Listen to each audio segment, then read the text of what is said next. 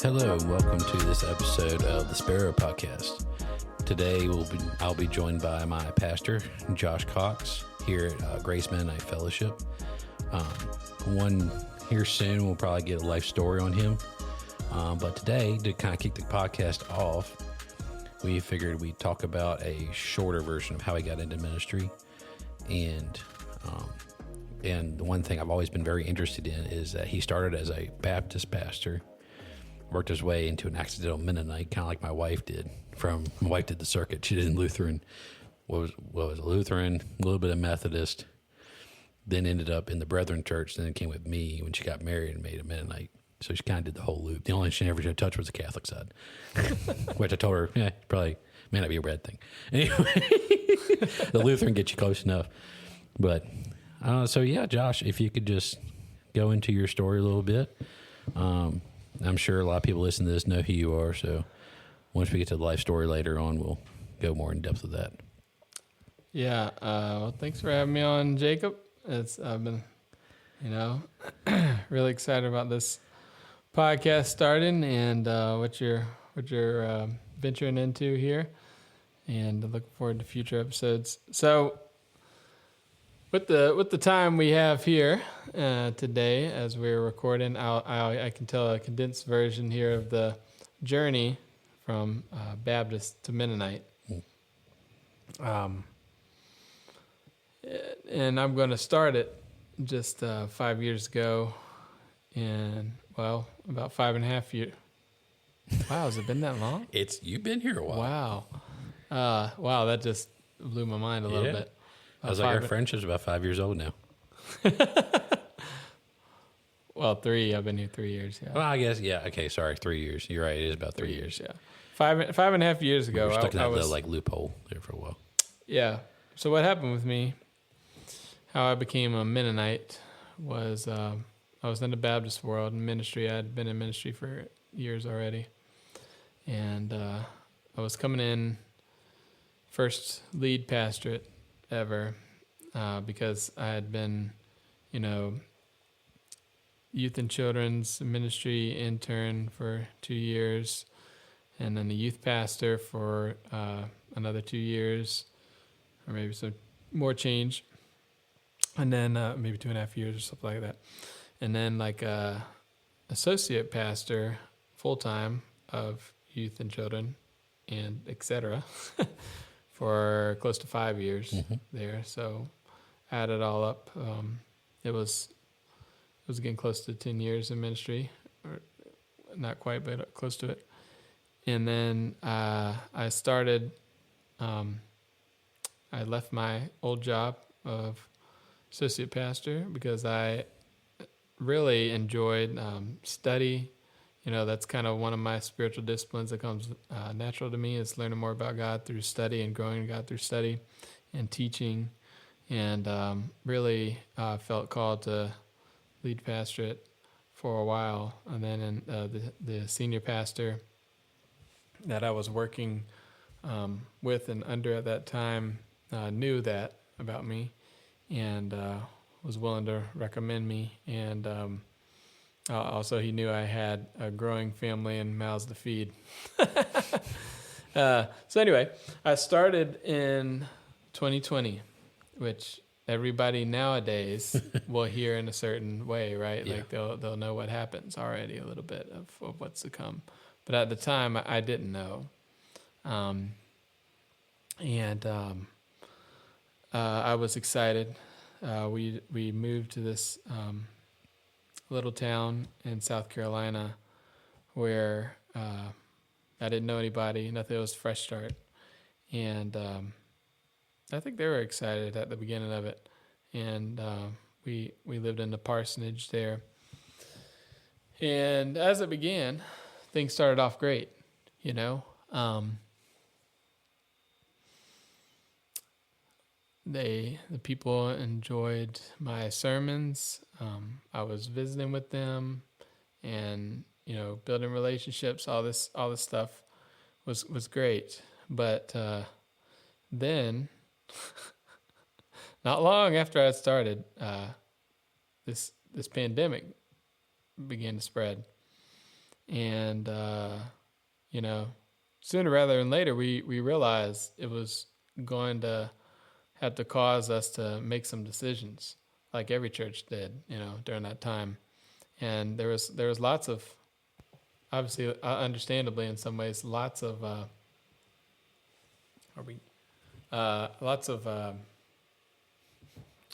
different opinions, we'll say. Yeah. Oh yeah. About, do we keep the doors open? For how long do we wait? And like, what kind of measures do we take against this and that? And how do we even do church now? And like, all that kind of stuff. It's everywhere. Every church was struggling with it. Yeah. Yeah. And this was my first time leading a church in the hot seat there, in the big seat, in You're in the director's chair. Yeah. You're the everyone everyone points at. It's like, if things go wrong, it's your fault. Yeah. It's so funny though, because, like a lot of people think like the lead pastor makes all decisions and, is the one that, steers the ship and something like that. But in a lot of ways, unless you like have planted your own church and made it that way where you have like a top down structure or whatever, which is the case in some places. But for ours, we had a deacon board, right? Or a deacon team that made the decisions really. Yeah. And in the Baptist church, it all had to come before the congregation, like big decisions and be voted on by a congregation. So really, I had no power. I was just a figurehead. I mean, I was the guy at the table, right? Yeah. And I mean, that's sort of how it should be, right? Yeah, it's like the King of England where he's like, I'm here. Yeah. But Parliament really has, A lot of people who've never been a pastor don't understand that. Yeah. They think it's, the pastor did this. And yeah. Well, you have this like stereotypical type of like, and it's all over TikTok, it's all over others where like, I'm the pastor, I'm in control. Or like they're like, the pastor owns everything. Yeah. Oh. Yeah, so, but, we eventually did have to close the doors for a while. Had a lot of older people in the congregation, yada, yada, yada, yada, and, it was spreading, and we didn't even know what was happening, pandemic. And for a while, it went well still. Mm-hmm. And before I get too deep into the story, I want to preface with this. Like, I'm going to tell a story, and in order to tell a story, I got to share some details, but I want to say just off the top here before I begin that I love these people. Mm-hmm. God loves these people. Mm-hmm. And it was a tough time. I was a new pastor, and some of the things I might have done differently. I can talk about that later. But some of the things I would do the same. But I don't want to demonize them, Yeah. I'm going to tell the story, okay? So if I do that, it's because I'm getting overly zealous and... Well, and there's still some like church hurt even to the pastor. Yeah, right. It happens. Right. Yeah. So they had a situation what we call a family chapel church, which is like where the family, like a single family, has a lot of the power and control. Mm-hmm. And like I started to notice like little things, like even like the pianist they didn't have a music minister, but they didn't want to hire a music minister, but the pianist was kind of the acting music minister and also was the sister of the deacon chair at the time, right? Gotcha. It was like kind of like the real person with any kind of power. Yeah. And like sometimes she would make decisions, like keep people off of the platform and like, that should have been there. Like nobody was allowed to do X, Y, and Z. Yeah. And whenever I questioned anything, everybody would just turn their heads and literally act like I didn't say anything. Like, it was like, nope, they're not touching that because then some people, would pull me aside. There, we've been down that road before and tried to cross it. We're not going to do that. Yeah. Okay. And so So we got into COVID. It was going well, though. Still, I was dealing with those things. We were doing online church, like recording, and we were doing outside pull up in your car, and I was preaching from like a platform outside, and I was also recording again a second sermon, same sermon, but recording it again inside, and broadcasting that out to everybody, on Facebook. So, but we had it was all going well. We had great attendance even in the drive-in one, and then we had people were watching from all over on the Facebook one. That's like a huge milestone for all the churches during COVID. Yeah, because we even tried doing it too. That's how I became the sound guy. Yeah. But so here's where the rubber meets the road. So I can talk about this at length another time, maybe. When we've got a lot of time to talk, but just for those who don't, we didn't preface with this one, but we just got done with a funeral here at our church, and so things were a little late. Yeah, and we were like, well, we're gonna get this podcast out, and he's been trying to help me get the podcast out, so it's like, well, if we're gonna record, we're gonna go do it now. So, and then we had a lost episode that we tried to record. Yeah, we did have a lost episode. We had a technical mishap. It's a learning curve. So I was reading a lot of stuff. I did religion undergrad, did divinity school, so 7 years of reading a bunch of books, right? And then I even read more stuff after that. I said at the beginning I that's one of my spiritual disciplines that I have a natural affinity for is study. And so I was reading stuff this guy Stanley Hauerwas, and becoming more pacifist in my theology and more nonviolent, Jesus really meant what he said when he said love your enemy and turn the other cheek. Jesus actually meant that stuff, and oh wow, okay. And then I found out first 300 years of the church, love your enemy, it was the John 3:16, the first 300 years of church, and people were taking the commitment to nonviolence really seriously, and that's actually how the world was changed by Christians dying instead of killing their enemies, and so on and so forth, right? So I was learning all this stuff, and then I was also reading stuff like Martin Luther King, finding out man, he was really committed to Christian pacifism, and he was really committed to Christian activism too, and he was really committed to loving his neighbor and his enemy. He was changing the world by living as Christ would live, refusing to participate in any violence or any other kind of way, but still active on the front lines, because he really cared about racial reconciliation and all these kind of things, inequality and all that. And I was reading other stuff N.T. Wright, How God Became King, and all this kind of stuff that changed my thinking about some things. So anyways, that's important because as an associate pastor, I didn't have the megaphone in front of the whole church, right? And now I did as a lead pastor, okay? So I could talk about it with my youth and that kind of stuff, but it didn't really have the same kind of effect as sharing it from the pulpit or talking about it that way, right? Yeah. So what happened was the world, not only did the pandemic happen, but then as everybody will remember, the racial tension started happening between the racial tension with police and race and all that kind of stuff, right? And it was polarizing, you had to pick a side, right? Yeah. And it's a pretty dark time in America's history. Yeah. So it was pick a side. You're on this side or that side, police side or black side, and you're not a Christian if you choose this side. You're not a Christian if you choose this side. Yeah, that kind of dialogue and all that, right? So, but what I saw was we need the police. I think it's pretty obvious. Right. Yeah. But at the same time, I think it's pretty obvious that Christ calls us to love our brothers and sisters of all skin. I think I also think it's pretty obvious too that that black people have a stigma on them, from the movies and from all the culture, media that we intake. Yeah. All right.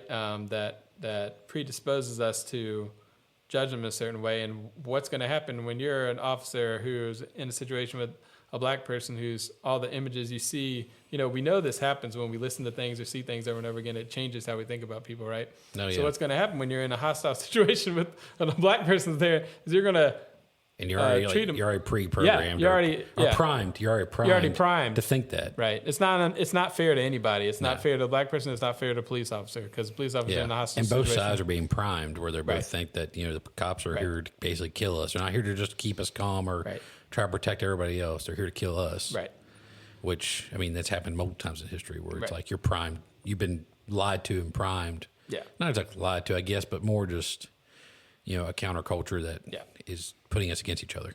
So I saw that in the world, but I also saw it in my little microcosm, my little world there in the town where white people go to one gas station, black people go to another gas station. They really didn't mix in their communities. They eat in different places. They only met at like the ball games where they had to watch the kids play ball together and stuff.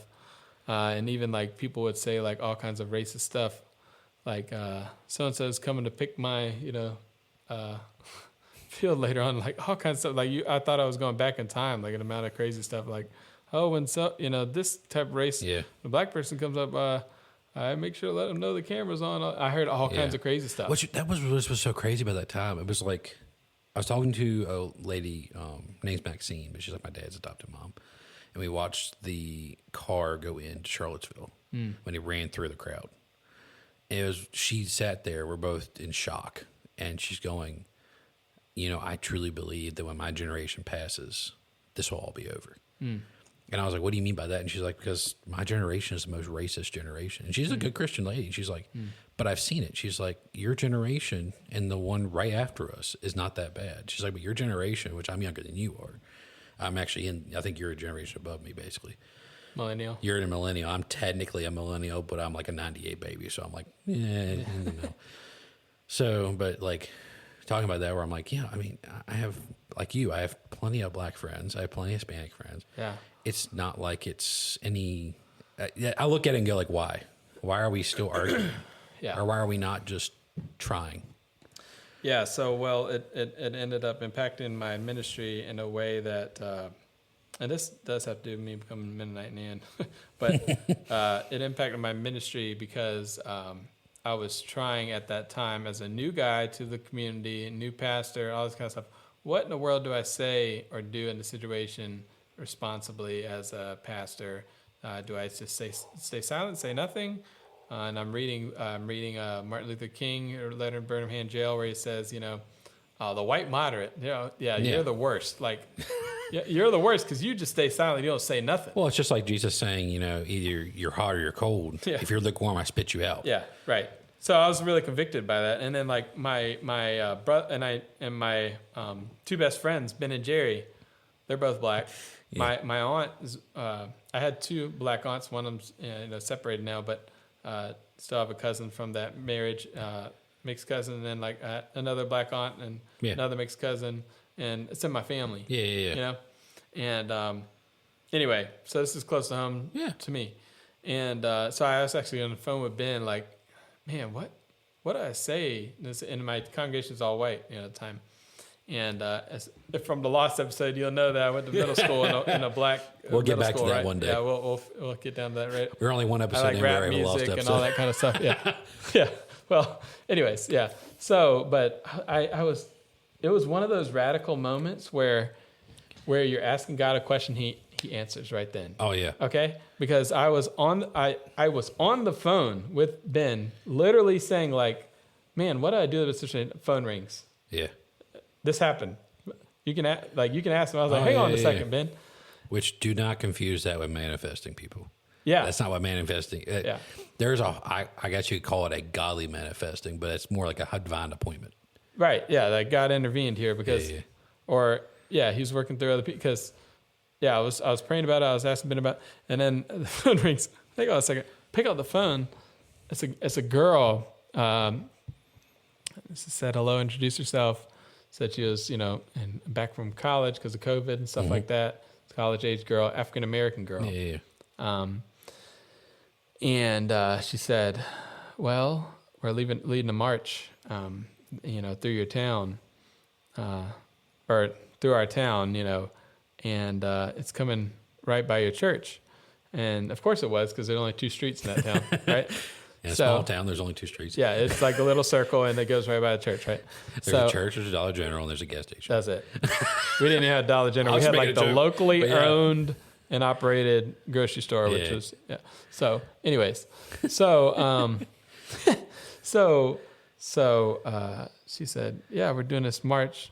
It was called No Longer."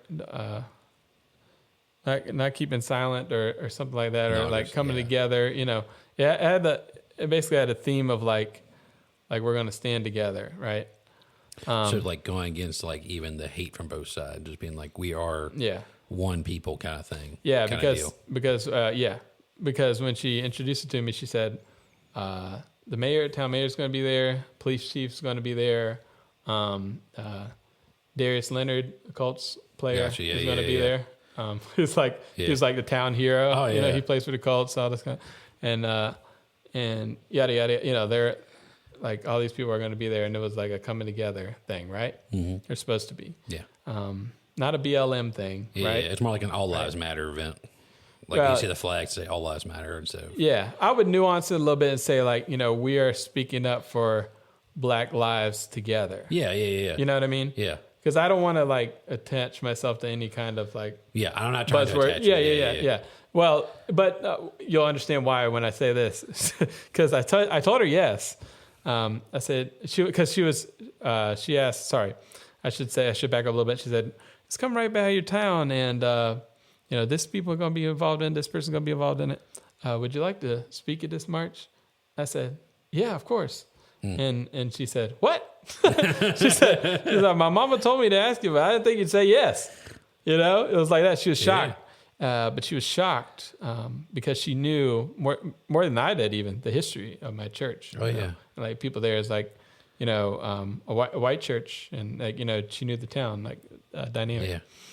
And so when I said yes, we got off the phone, we planned to meet up later and talk about details, got off the phone. Told Ben about it. I was like, "You would never believe what just happened." and then after I got off the phone with Ben, I'm like, "Okay, now I got to tell the leadership. Now I got to tell the deacons." Yeah. Okay. You've agreed to God's appointment, but now you're like, "Yeah, I got to tell the ones that are." Yeah. So I want to cut my paycheck. I got to let them know what I'm doing. I had dreamed of this time, like of finally like I'm a pastor, lead pastor. Doing like I love this. I love like reading commentaries and studying and preparing a sermon and like visiting with people and counseling and doing all this stuff. And I'm like, yes, like I love it. Like I'm here. Oh yeah, and it's like a big moment of like I'm about. Probably in the back of your head, you might be thinking about it too, or like if I do this, I'm going to be known. I might be known. Yes, but it's like this is an impact moment. Well, or it could be a major. I might impact. Lose my job. Yeah.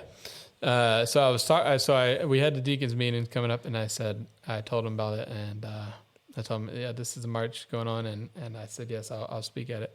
And immediately, the chair of the deacons, says, "What? You tell me you believe that stuff?" And he started like going into a like country boy, like he's a big country boy, like turned red, just like starts yelling at me from the other end of the table. Yeah. I'm at one end of the table, he's at another. He said, "You're telling me you believe that stuff? You tell me you're a Democrat and a BLM, all this kind of, like he just starts hollering at me, just screaming, like ranting." Oh yeah. And I couldn't even get a word in. He's just ranting, like going off. It's that version of like redneck that makes the rest of us good rednecks look bad. Yeah. I always joke about that. I'm like, we're not all Republican, we're not all Democrat, but my mom grew up picking tobacco in eastern North Carolina. Like I love me some, country folks, but this guy, I just was painting a picture of how he is. Okay. Oh yeah. Yeah. So he was also a funeral home director next door. Oh geez, that's what he felt. So he was tied in deep, anyway, so he's hollering all this stuff, like, and I'm like, what is happening? And then, like, no joke, before I even got a word in, people would think, they'd probably think I'm lying because this is insane, right? Yeah. He's hollering. Then another one of the deacons says, "Well, I'm not racist, but that doesn't mean I have to let my children marry them." That is such a, like... Yeah. And that's coming from, like, who my best friend is a mixed race. Yeah. And so, or she's like my sister. So I've had that conversation too, where like, that's how she got treated. Yeah. And she felt it multiple times. So it's hard. Yeah. Whew. So I want the listeners to realize this. I want the listeners to realize that yes, like people were blowing things out of proportion, like going crazy on the internet, doing what the internet does. But even if some people are taking it too far, I want them to realize that in the real world, because I was there with them, in the real world, there are people who are really struggling with racism and like are that might be even too late, who are racist, right? Yeah. And who these things that are bubbling up on the internet, they're not upset because people are taking it too far, doing the wrong things. They are upset because it's targeting their racism and putting that out, right? Like It's exposing them. It's exposing them. So like, yes, I understand like there's a lot of nuance to be had about these conversations, like a lot of important things, but I want people to understand that this is real. Okay? Yeah. And so this was happening, and then the other guy's hollering, and I just said, "Hey," and I said his name. I won't say his name on here, but I said his name, and I was like, "Do we come to Jesus to change or to stay the same?" And he was still hollering, and it stopped. And then he looked at me and he said, "I don't know." And then he stopped. He said, "I don't know." And then like everything was silent for a minute, and then we just like looked at each other. And then I explained to them. I tried to explain to them in that moment. I said, "This is not a BLM march. I'm not associating myself with that. Yeah. This is not any of the stuff you're seeing on TV, guys, or on the internet, on your social media feed. Yeah. These are people from our town, in our little town, trying to take the hostilities and the polarities of this moment and say, okay, hey, we want to recognize and affirm that we love our brothers and sisters who are black and that they are mistreated sometimes. And we also want to do that alongside with the police force here. And we want to say, we want to have some reconciliation and some talking across the boundaries and, just like, have a real conversation of love and oneness in Christ and yada, yada, yada, right? So I explained it like, I'm not a Democrat. I'm not a Republican either, but, I'm not in your party, but, and all of these labels, I care about Jesus and like what Jesus tells us to do. And this is why. And they said, well, we can't stop you from doing it at this point.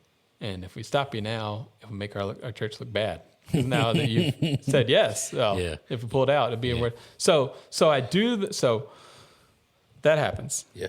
Word spreads because even though it's supposed to be a private deacon meeting where things stay there, all of them talk. Oh yeah. It gets out to everybody. It's going to get out. Gets out to everybody. Yeah. Immediately, and people are already stirred up. And I'm in the book of Acts, preaching to the book of Acts. And I'm interesting book to be teaching on when you're teaching that. Yeah. And I'm preaching through Acts. I'm on chapter 8, about to come to chapter 8 of Acts. And I'm studying. This is another God thing. God has rarely intervened in such a way, like in such a direct and like straightforward way, and hit me on the head with like, this is what you should do, as he has in this story I'm telling here. I'm reading through that, right? It's commentaries and doing some word studies and stuff, like, studying the Greek. And in the chapter of Acts 8, there's a story about the Ethiopian eunuch, okay? Comes from Ethiopia. It's a different Ethiopia than today. It doesn't matter. That's, but we can get into that one other day. but when you read the story, he's coming to worship at the temple, and he's an outsider, okay? Yeah. And the Gentiles, they can't worship, and they can come worship Yahweh if they want to, but they can't really be a full Jew. Yeah. They can't really belong to God's family. They're called God-fearers, but they can't really go into the inner courts, and into the inner court and worship in the fullest capacity. Yeah. But he had a double whammy because he was a Gentile and he was a eunuch, which also kept him outside. Because there's this passage about anybody's whose mid-privates have been messed up in that kind of way. In the book of Isaiah, it refers to it talks about them, and basically they're excluded. But then in that same passage in Isaiah, And Philip gets up in the chariot, right, when this Ethiopian eunuch's leaving worship, right? And he opens up the scriptures to him. And in that passage in Isaiah, he basically explains to him how now he's included, right, because of Jesus Christ. He's included in the kingdom, you know, as one of God's people, even as a eunuch. But on top of that, okay, this is the moment where God hit me in the head that I was talking about. Gotcha. That was all, I mean, that all fits. Kind of being included in the kingdom and, you know, like coming together. Yeah, of course. But then there's another layer here where Ethiopian in Greek is Ethiop, okay? And it means burnt face, okay? Okay, yeah. And so it's Ethiop, burnt face, okay? Think about that for a second. It's the way the Greeks, who were a little north of them, right? A little north of the Africans, East Africans referred to the people in Ethiopia, Ethiopia at that time, burnt faced, you're black. Yeah. You're black. You're burnt by the sun. Yeah, you're black. Right? So it's funny because like if we took apart some of these words, even the way we refer to the country, even Ethiopia today, it's racist. Oh, yeah. The way we refer to a country. I mean, just on the face of it, burnt face. Yeah, I mean, this is racist. Yeah, it's a pretty good slur. Yeah. But I was like, oh my goodness, God, what have you just laid in my lap? Yeah. You know, because this is the story. Here's a story about a guy coming there who can't worship and doesn't belong with the people of God, right? And he's coming out and he's still thinking that. And then somebody gets in the chariot and opens up the scriptures to them and says, you are included. Yeah. And it's this guy who's called a burnt face, right? Yeah. He's called a black guy, right? Yeah. And then somebody gets up in the chariot and says, hey, you're included too. And then Philip, if you know the story, he says, oh, there's water right there. Let's baptize it right now. And you're probably the king. So I was like, Lord, you're telling me I had to not only tell the deacons, but the whole church this. Yeah. Tell me I had to tell them this truth, you know, and like put it face to face in this moment where it's most volatile in the news stories and all this kind of stuff. I had to stand up there and say this. I was like, all right, you know, and I don't cry much. I never cry. My wife will tell you, like she's barely ever seen me cry, but I cried right in that sermon because I knew the impact that it would have on my family ultimately from my job and stuff like that. Or I felt that at least like, and then I made the sermon, speak up and get in the chariot. And there was an invitation even in the bulletin to join in this march. Yeah. Okay. Yeah. And I did that whole explication of the Greek and all this kind of stuff and like showed how this is like God is and through Acts, like trying to say the gospel is for everyone. Yeah. You know, and we're all brothers and sisters and all this kind of stuff. Okay. After that sermon, people walked out the other doors, side doors. A few of them walked by me. They didn't say nothing. Nobody said nothing except for one older lady. And she said, I think we need to hear that. Nobody else said a word. Wow. Yeah. Most of them were angry or just not. And the fact that it was like an older member that, it seemed like, which I mean, she's an angel. Yeah, but not to blame like older generations. Yes. But it just seems like sometimes it comes more from the older generation, especially the pushback. Yeah. Like when you try to step on toes, it's the older ones especially are just like, even though you're like, they should be more knowledgeable. They should know it. What I found out is actually the middle-aged people were more stuck in their ways there. Yeah. Which is like insane. It's insane, yeah. Again, they're influenced by media. They're influenced by that. Right. They're on social media a lot more than the elders are. Yeah, every pastor knows that there's a older lady in their church that is more holier than they'll ever be because of, you know, the way they live life. And I can think of probably 2 or 3 here. Yes, exactly. So anyways, going on with the story, like that Saturday was the march. We did that. Only a couple of people showed up.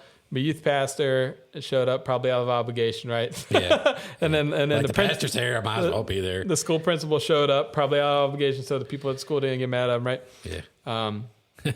And that was the other thing. You had all these false examples. Yeah. Or not false examples. You had these people falsely doing this just to save face. Yeah. Which is not where the heart needed to be. Oh yeah.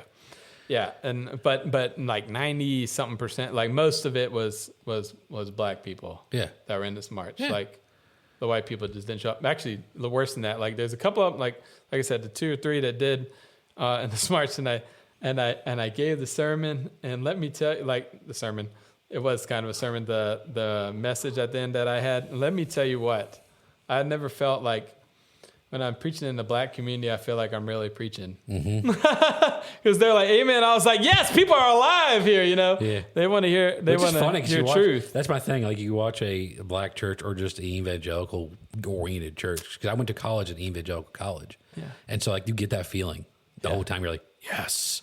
Yeah, and one lady leaned over to my wife and said, he's invited to the picnic. Or to the cookout. To the cookout. He's invited to the cookout. Didn't know my history there, but you know what saddened me was that I was like, oh, I can imagine like if all the white people in the community would have showed up because of how they responded to my message, and me trying to bridge the gap and how they're responding to that. If all of them were here, what transformation would have happened in that town? I was like, can you imagine what would have happened? Yeah. So, but it didn't. Unfortunately, it had been like a type of revival. Unfortunately, my congregation member had a feed and seed store, like we were meeting in like this parking lot right here, like for the ending of it, and like right up the street was a feed and seed store, and they were guarding it. Instead of coming to the march, they were guarding that because they thought we're going to get looted, we're going to get attacked. Yeah. Because they're looking at the sensationalized media.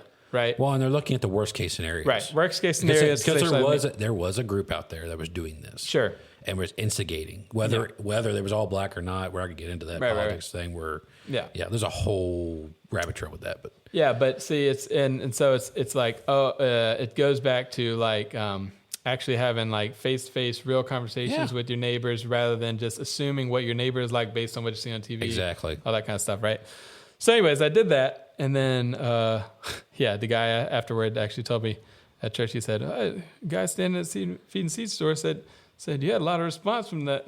I'm like, oh my goodness. So, and then somebody shows up before the next sermon in my office, and they say, on that next Sunday, older guy, he comes in there, he says, you know, we were doing so good, Pastor Josh, we're going, everything was going great, and then we hit this little bump in the road. He's like, I think if you just don't talk about this anymore, we'll be all right. You know? And I was like, no, I'm not going to say his name again, but no. I was like, no, we need to talk about this. This is in the gospel, you know? Well, like in the pastor's job is to also address what's happening. Yeah. All right. Not just to stay quiet. Right. Yeah. So this guy's like, show me again where's the Bible talk about that? Like black and white people are supposed to, you know, like race and like getting along, like all this kind of stuff. Like, and like, you know, basically, where does the Bible tell me not to be racist, right? Yeah, that's what he's asking. So he was asking me about that, and I was like, well, there was a sermon last week, you know, but also, you know, think about the Good Samaritan, you know, that was a story across races. Oh, right? Yeah. You know, and so like most unlikely race to stop in and say, I'm going to help you, which would be what's happening. Who's my neighbor? The one who had mercy on him. The guy at the end of the story, if you read that story, the parable, the guy can't even say it was the Samaritan. He says, the one who had mercy on him. He can't even say his name. Yeah, he's almost ashamed. Can't even say it was that race, right? Yeah. He's like, nah, I hate them. I'm not going to, you know, so I give him that example. And then he argued with me a little bit. I gave him another example. And then finally, like, I get down to the court, and I found out this guy had an issue with it coming up because he was struggling to love his own mixed grandchildren. So it was in the family. It was in the family. And so he's battling with this. He had a daughter-in-law who was black. Yeah. And grandchildren who were mixed races, and he didn't love them. Because he was struggling to love them. And he just wanted to avoid it rather than to face his own sin. Yeah, he's looking basically for you to give him permission again. Yeah. To say that it's okay. Yeah, and I was like, no. But now he's confronted, and he's being challenged by God through you. Yeah. To say, you need to start thinking. Yeah, but all this while, you know, Rudy and kids are locked up in the house. With COVID stuff. Oh, yeah. Like all the pandemic stuff. We got married during COVID. I understand how that went. So I'm kind of telling Rudy about all this stuff going on. I don't know what she's thinking. She's just thinking like, oh man, all kinds of craziness. And you're like, what are you getting us into? Like, well, I mean, she was supportive of it. She even posted about it, but she also was like, had a different perspective. She didn't get to interact with everybody as much, you know, just because of the COVID times. Yeah. You're in the trenches and she's in the supporting role of like, I'm gonna back you up no matter what. My wife's done the same thing. I'm gonna back you up no matter what. And you say something, it might not be stupid, but it sounds like a really risky, stupid move. Yeah. Even though it's God saying, you know, you got to do this. Now, let me say this. There was a guy who was a police officer in our congregation, and my youth pastor was marrying into that family. Okay. And so I found out through him that they were pretty upset because, you know, they were sensationalized by the internet as well. Oh, yeah. And the news and thought like, oh, he's siding with them, right? So and see, that's the thing. He was primed to also. Right. So when you say that, he wasn't thinking anything else. Right. So I was like, oh, okay. So yeah, he told me they're pretty upset. You know, don't tell him I told you. They're pretty upset about this and that. Of course, I knew everybody was upset. I love that. Don't tell him I told you. Yeah. But it was so funny though, you know, because I don't think people often experience real reconciliation because. And real conversation and repentance and forgiveness and talking across these gaps and assumptions because I went and called the two sisters that are involved in the families there. Yeah. Both times I called both of them. Why are you calling me? Who told you we were upset? Well, and then they started on this and then they're like, they started to tell why. And then and I understand. I said, I understand that I value you and I value, you know, like, but this guy in the family does. Yeah, I value him as a police officer. I love him. He's, I understand he's in it for the right reasons. And he's, you know, he's not, I'm not calling him racist. I'm not calling, you know, this is talking about a bigger issue of like, you know, how can we help everybody out? Yeah. You know, and anyway, so we actually reconciled, or at least I thought we did, you know, like we had a real conversation and they were come back to church again. We were able to dialogue and like, you know, they were able to participate in church and kind of like from that point on, people were talking about it still, but I didn't know. And then like, I started like preaching different sermons and I did a sermon series through Revelation because the guy up the street was talking about how, the vaccine was the mark of the beast and like all this kind of stuff. Everyone thought that. Yeah. And I mean, well, I don't buy into that. I'm just saying there is a lot of, he was preaching a lot of stuff, right? And he would say he was doing it from the Bible, but then he'd take all these news sources and then take this and there, and he didn't even know what he was doing. Yeah. So I was like, oh, well, and they thought like a lot of stuff about Revelation that was, just flat out wrong in my opinion. So I went and did a sermon series through Revelation, and I was one of the texts that inspired my reading of Revelation is The Politics of Jesus by John Howard Yoder, who's a Mennonite. And so there's a believe it or not, there's a pacifist look at that book, you know, just as a starting point. You know, Jesus is used as the lamb, like the symbol of the lamb. The title of the lamb is used most frequently in that book to refer to Jesus. It's 28 times in that book, actually.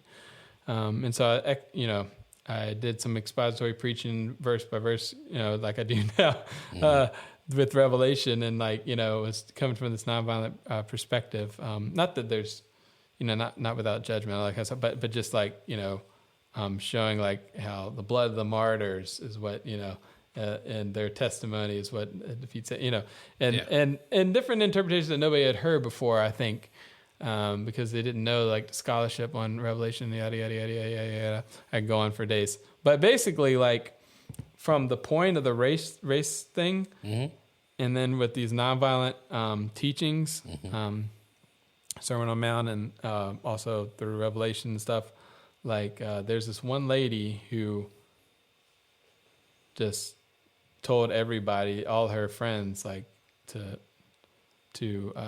not listen to my, like, she attended every day, and I thought we were cool. Yeah. But then, like, I started getting text messages after every service. No, every single service, every service, ding, ding, and it would always be a questioning of what I had just preached, and I'd have to like basically debate with her on text like and show her why.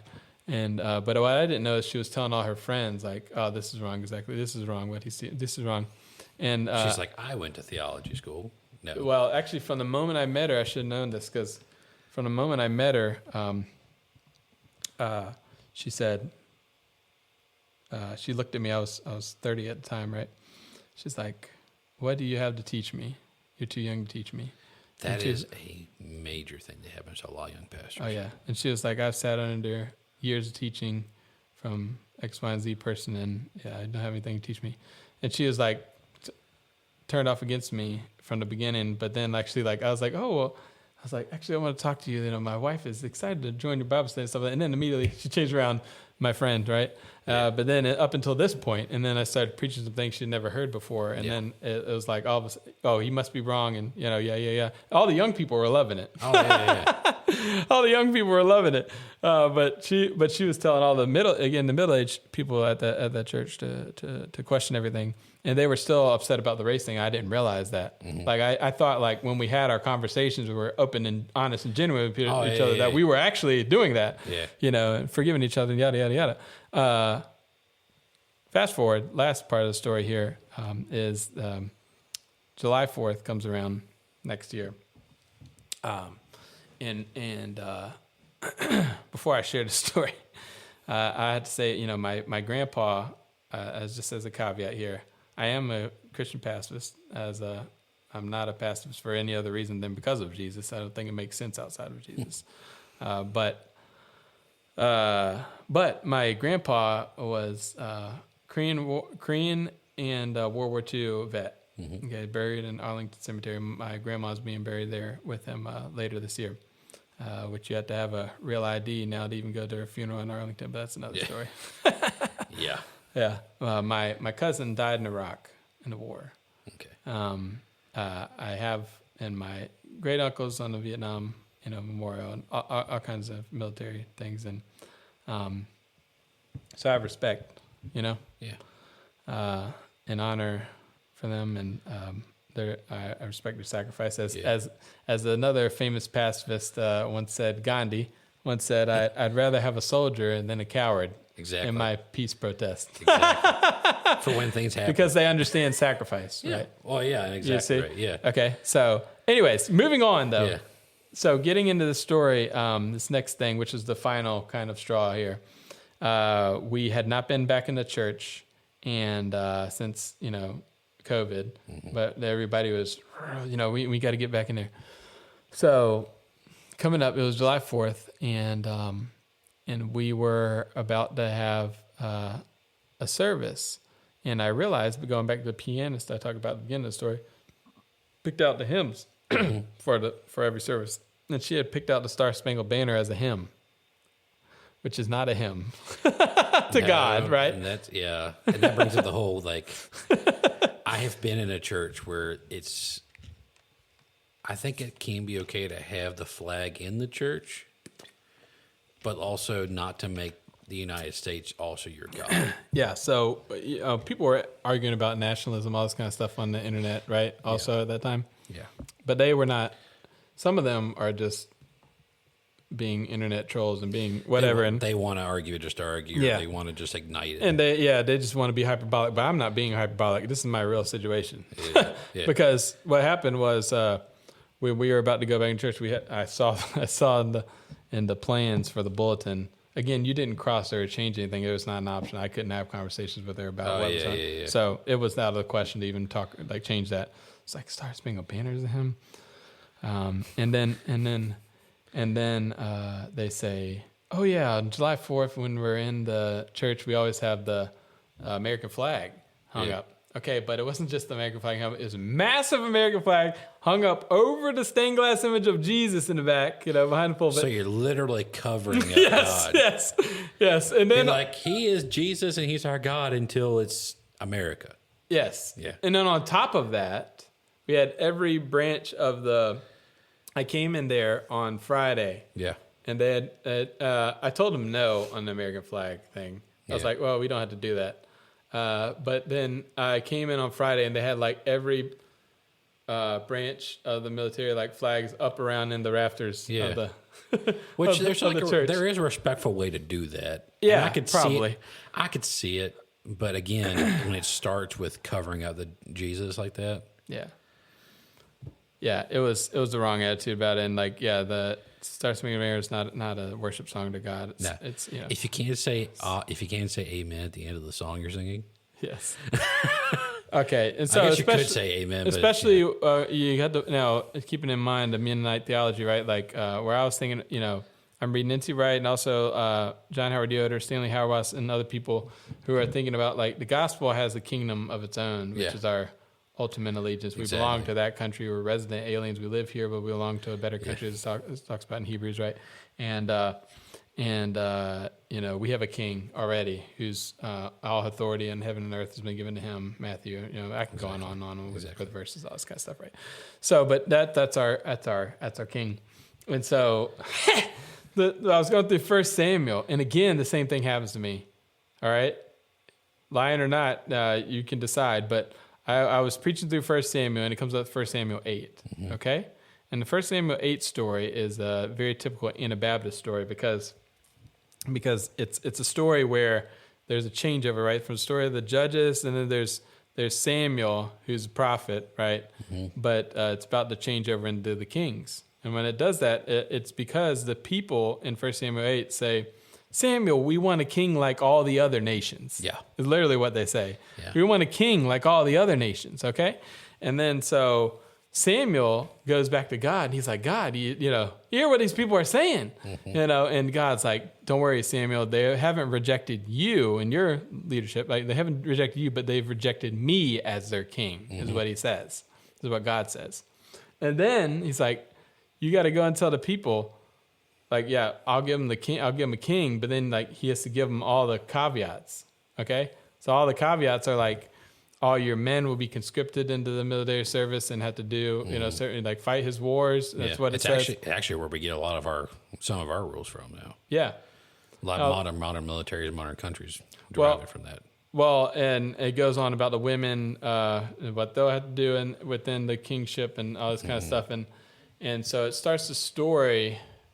Which is reversed in Jesus, right? Where God takes his place as king in the Gospels. He's crowned with the crown of thorns and takes his place as king through the cross and resurrection and comes back.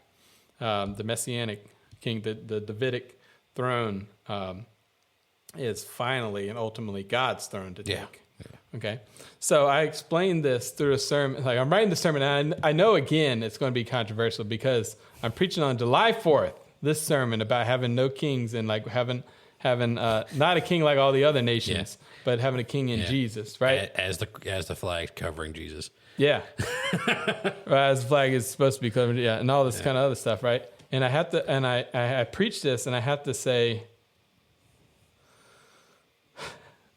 what we're doing is wrong here. And I said, like, this is idolatry. It's idolatry because we can celebrate it on Monday or after service at the cookout, at the bar, at the 4th of July barbecue. I will sing America is awesome and great. I love America. God bless America, right? All that kind of stuff, like celebrate, do fireworks, all that. That's great. It's fantastic. America's the best place to live and all that. But it's different in a worship context. Then it becomes different. And so I was saying that, and that was the final straw for people. Luckily, we had a trip to Disney World for our family, like right after that, so I didn't see them immediately.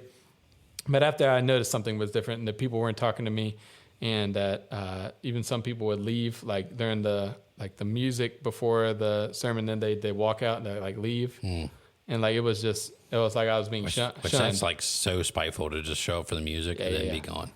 Yeah. So so. It was terrible. And so I went to the deacons meeting again, and it was like, people are upset. And I was like, yeah, I know. And I was like, no, really? Yeah, no, really? Yeah. And again, a guy comes to me and is like upset about this. I tried to, anyways. we have this deacons meeting, and I say, I can't do another because of my own theology, my own way I interpret the Bible, more like Mennonite, now more Anabaptist than Baptist. I'm realizing this myself. I'm just out of place here. Yeah. And I really, especially retrospectively, but even then, I kind of realized, like, I can't really blame the people, okay? Because even though I think this is right, I think this is what we're called to as Christians, to belong to that country ultimately, and not to worship ours on Sunday, yada yada. Yeah. Even though I think this is right, if I think they should travel down this road, then I am like 20 steps ahead on that road, and they're back there wondering, They should like, be following you. Well, I'm just saying, like,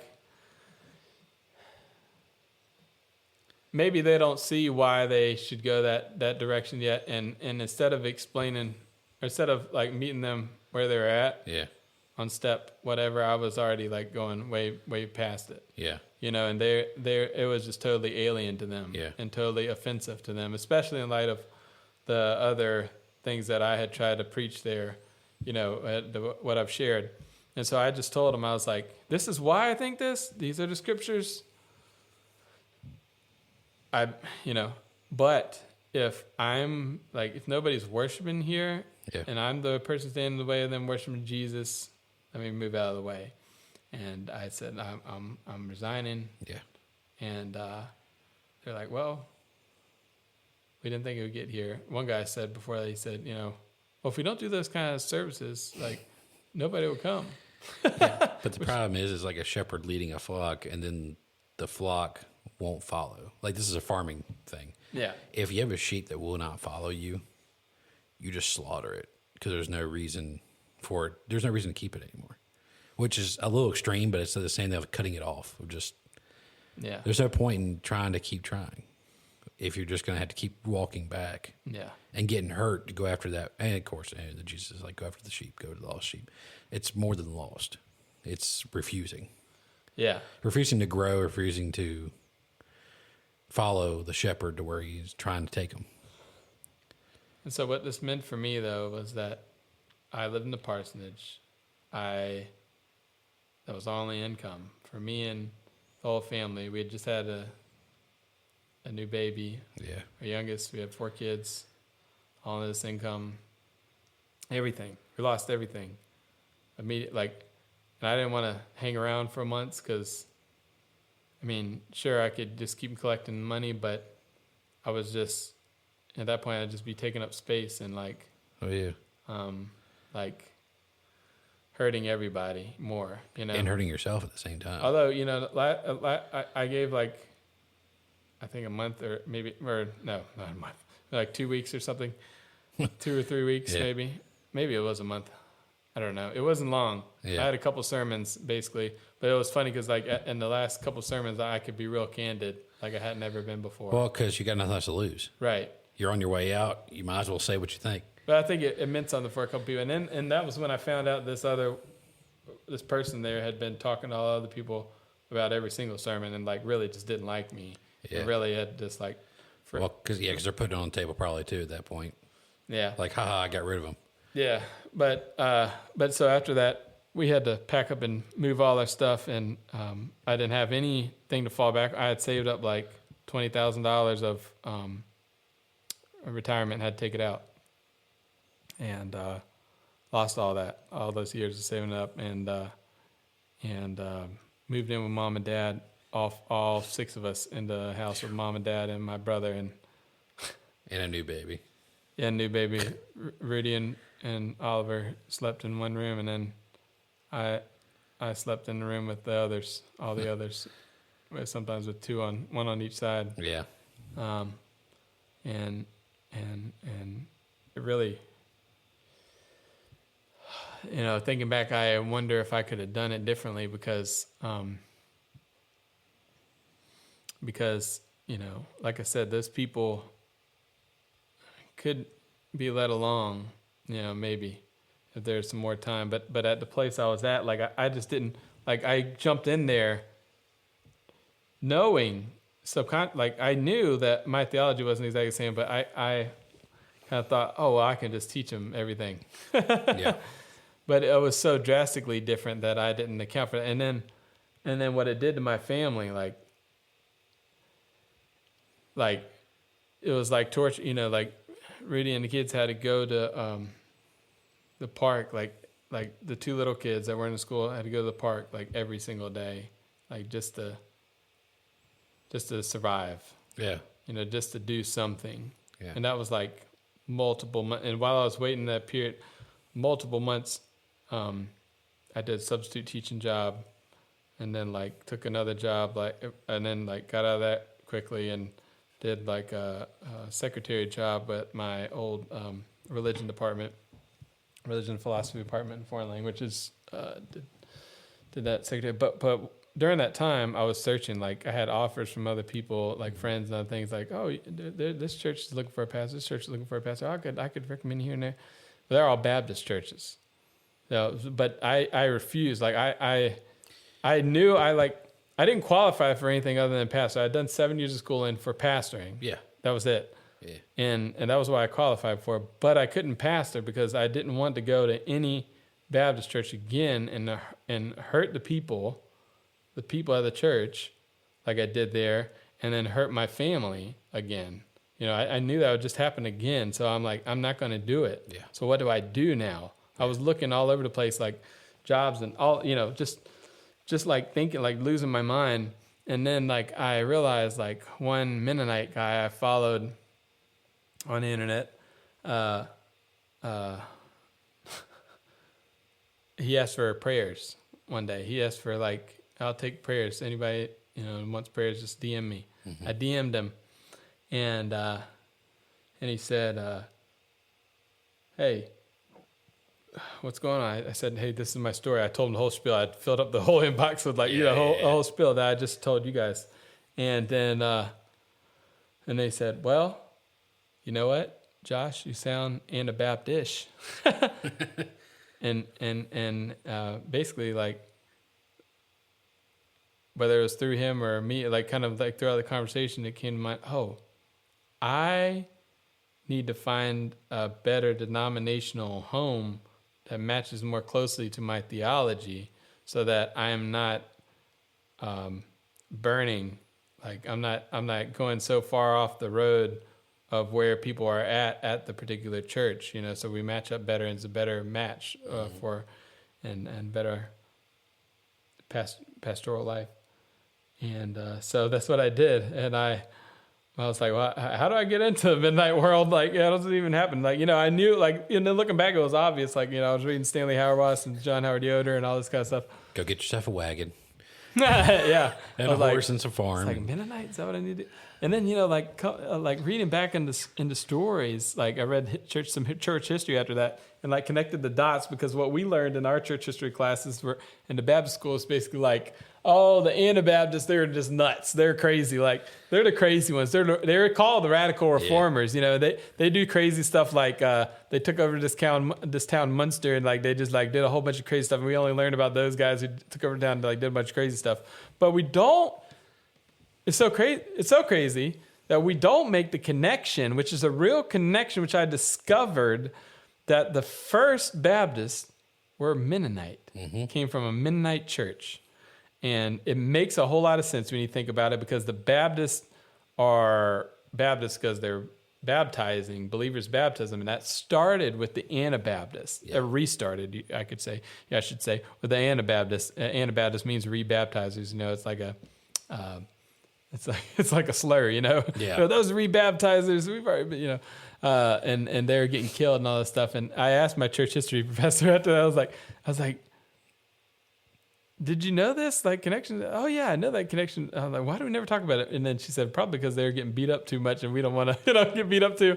We don't want to think about that as Baptists. But then when I realized that, it was like a light bulb moment going off for me though, because it was like going back to my theology. It wasn't like leaving the Baptist home. It was like going farther back into its origins. It was like, I explained like the movie Moana. If you ever seen that movie Moana, where she's a little girl, she's out by the water, and she's like, literally the sea is calling me. Why is the sea calling me? And I keep going out to the sea. What is this like draw that I have to the sea? And then like one time she discovers in a little like cavern, like there's there's all these ships there, and there's these ancient ships, and she learns a story of their people used to be seafaring people, voyagers, right? And she comes screaming out of the cavern, and she's like, "We were voyagers! We were voyagers!" And that's how I felt there. That's how I've shared my story. Is like, we were Mennonites, like Baptists. Don't you see? We were Mennonites before. Yeah. We lost this connection, and so for me, it was a time of like, oh man, this is I'm returning home, and this is where I feel at home at now theologically, and then like, this is just right. And it took months still. Like there was a church nearby that we love, but it was like they could only afford a quarter time. And like I said, I had been the breadwinner, like person bringing in income in the household, so I couldn't do that one. And then, well, we do have this one church up in Virginia that well, they're not quite Mennonite. The black sheep. Yeah. We've always been called the black sheep. Yeah, the way they were talking about it, was like, well, they're Mennonite in name, and they're not Started quite out with a Methodist preacher who became Mennonite.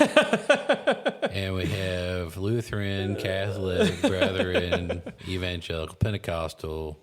It's like a melting pot church. Yeah, it's so funny. They're like, I think you might be the perfect fit because you're coming from this different background. They're coming from different backgrounds to Mennonite, and it seems like a match, maybe. And I spilled my guts. I shared all this story, and then like another story that of a hard time transition with another church, and wrote like pages in the interview papers there. And